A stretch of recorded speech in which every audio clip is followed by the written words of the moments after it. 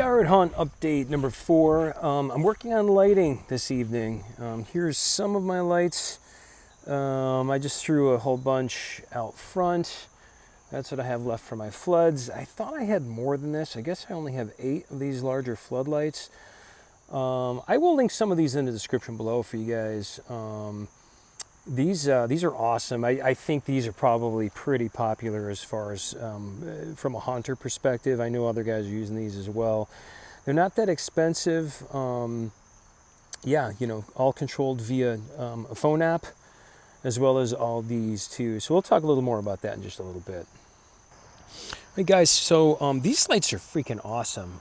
It's a set of 6 lights.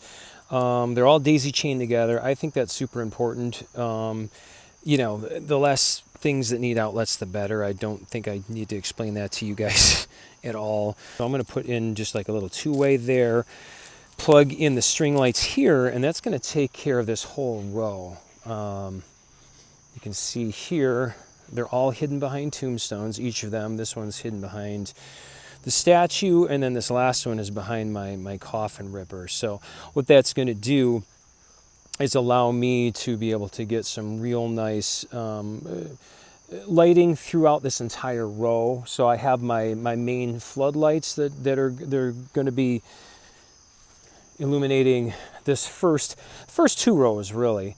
And then as we go back further into the graveyard, I'm going to be layering in like that as we go. So yeah.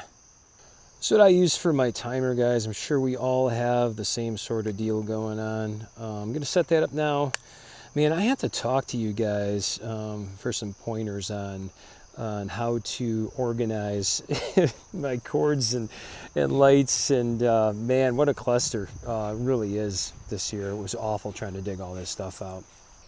Yard hunt update number 4. I got a lot done this weekend. I was able to get my other floodlight here. Again, it has that yellowish orangish hue set for this one and the other one that I have down here by my column. And the idea here is that the lanterns are kind of throwing that light onto the pathway here. And it looks pretty awesome. I dig it. There's a little trick that I do with these too. I will throw like a ball of creepy cloth kind of over the top of it. It sort of hides the light, and it also diffuses the light. Adds like, you'll see some odd little like shadows. It looks real eerie on some of the stones and statues. So cool little trick. Give that a try, and it sort of covers it up.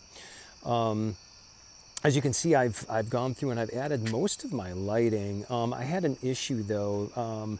I can't find, well, I shouldn't say I can't find. I found the app, I believe, for these lights, and I can't get them to sync up properly, so I'm having a difficult time as far as being able to, you know, fade them and change colors. This is the color I had it set to last year, so it's actually, you know, it is the color that I wanted anyway.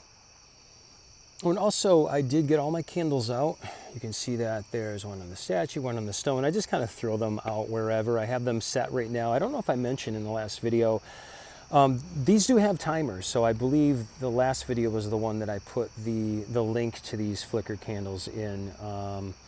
If you guys want, I can link it in the description for this video as well. But yeah, it's one of the deals where it comes with a little remote, and you could set it to, I think, 2, 4, 6, or 8 hours. So depending on the time you turn it on, it's kind of like the old school Christmas candles, you know. So you turn it on at, you know, 6 p.m. It's going to come back on at 6 p.m. the next day, and in between, you know, it'll stay lit for however many hours you choose. So yeah, they're pretty awesome, man. I really dig these. They look good throughout the hunt. And I think I mentioned before, they look a little orangey on video. They're not. They have more of a yellow, kind of a clear look. So I absolutely love these candles. I can't speak highly enough. I think I already mentioned to you guys I like to bring the blue in to kind of give it a moonlight type of look. So I'll be tweaking this, guys, for the next 2 weeks probably. But it's not a bad starting point. I'm actually pleasantly surprised in how well it really looks right out of the gate here. Something else that I wanted to mention, I was able to get my Mikey Myers up and running. So here he is. I put an orange light here on him last year. I thought it looked really good. It's kind of like my little ode to Halloween, you know. And I do apologize because I made a remark in my last video. I said something to the effect of Michael Myers. I can't figure out why people are into this. I didn't mean it like that. I love Michael Myers, and especially the original Halloween movies are just like, to me, classic. What I meant by that remark is, you know, you put so much blood, sweat, and tears into all these props, then you do something just kind of like last minute, you know, an afterthought, and that seems to be the main attraction for some people. So it's just comical as far as what people like and what you think they're gonna like. So, but no, it's awesome. You can't see in the video, but I still can't find his boots, and it's just an old pair of work boots that I had, so I could have thrown them away. So be easy enough. I'm sure I have another pair in my basement I can just grab and throw on it. But yeah. The other thing I do want to show you guys, if you caught my last tutorial, I did revamp my grave popper, and I absolutely love how this thing came out, man. It's a corpsed skeleton, got his hands on both sides of the tombstone, peeping over. These will probably be the colors I tend to make my my monsters and zombies. I like to illuminate them with a green light. It just looks so good with the blue. I don't know if I mentioned this before, but man, it drives me insane how on video a skull is so difficult, in my opinion, to capture and have look like really good. Like, I'm looking at this right now in person. It looks so amazing to me. You can see all the detail. It looks really super creepy with the light, with the shadows.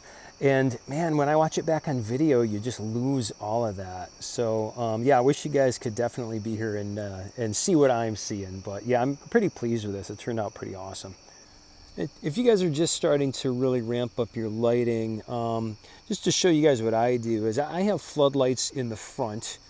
So of course you saw the two orange ones there. I have another one here with the blue, and one over here with the blue as well, to, you know, just get that big wash of blue first off. And then as you guys saw earlier, behind that second row of tombstones is where I start my fill lights, and they're not set as bright as the lights are in the front. It's just enough to add some color in. And actually there are some more fill lights in the back as well, and that's how I'm able to light up the tombstones and the statue in the back there as well. So the popper, that's an accent light that's behind that tombstone, shining up on him. I actually did a video, I will link that in the description as well if you guys are interested, in some homemade battery powered accent lights that I use for a lot of different things.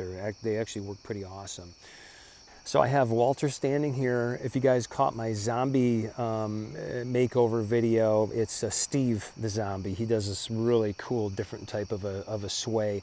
I'm thinking of putting him, Steve, over on this side. So I'll have Walter here, Steve here, then the coffin ripper, same type of deal. You know, I just don't need that head going like non-stop out of that out of the casket. So I think all three of them, I'm gonna pull off one of my Fright Props controller. You know, I'm gonna hook up a sensor, so anybody that does pass the house, if they're walking their dog or whatever at nighttime, it'll be awesome. They'll all turn on at the same time. I'll probably pipe in like some type of a zombie noise or whatever. That way, if anybody comes over here late at night, you know, they'll have a little bit of something that they can get some video of and, you know, take a look at. So, but yeah, man, I'm super excited right now. Last thing I do want to mention is you'll notice that there seems to be kind of some space here in the front. That's by design, you know, all the way down, because I do have in front of this tombstone, I have Gary Trooper. He's a groundbreaker that's going to be placed there. I have a Crypt Dweller that's probably going to go somewhere around this area, and my Cauldron Creep. I still have to have a dedicated spot for him. What else? I have another homemade groundbreaker that has to go somewhere. My big tall Reaper. So yeah, there's a lot of animatronics that still have to be placed throughout. Here's kind of a shot a little further out. yeah, these colors just complement each other so well. Again, you got the nice orangey yellow here on this side, but just a hint, it's not too much, you know. And then it just kind of gradually goes into the blue, which, I mean, again, in person, it just looks so nice together. It really does. And then you can see the new popper peeking out back there. Looks very crisp. And then I think I mentioned in the last video, Linda, man, I love, I love her out in the graveyard with a blue light in front of her. She just looks like a little, you know, little toddler ghost. And actually, my daughter came over last night. I was showing her the new popper that I made, and she came out here in the graveyard and almost had a heart attack. She didn't expect Linda to be standing there. So anyway, oh, and I did add my skull cross. That's the original skull cross that I made quite some time ago. I did a video on that. If you guys are interested, I will link that in the description as well. Let's see if I can get a better shot of it. Looks great at nighttime. And in the day, it's just got a lot of detail. Looks really good. So appreciate you guys hanging out, and we will see you in the next video. Take care.